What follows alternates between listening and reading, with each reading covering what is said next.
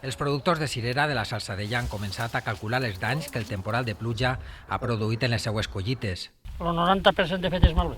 L'excés d'aigua als camps ha fet malbé el fruit només uns dies abans d'iniciar la recol·lecció. Estaven així a mig color, les abadocaes plou i les badoque totes, les fa totes, però cendra, en este pom no n'hi ha ninguna. Hi ha hagut que tirar més del 90% de la varietat primerenca, la més buscada al mercat. La que s'ha salvat de l'aigua, doncs, a veure, la cirera no està malament, però el que passa és que, clar, hi ha una producció molt baixa. En la majoria de camps s'ha paralitzat la recollida, que es podria reprendre en 15 dies amb les varietats tardanes. Que tens cirereres de la Salzadella? Pues no, ne tenim molt poquetes. El retras de la campanya ha deixat sense existències els mercats de la província, on són conegudes per la seva mida i sabor. Bon sabor i dures, grosses, boniquets, de veritat. Enguany la tenim quasi que en l'exposició de fruta exòtica, clar, no n'hi ha i el preu també és més elevat.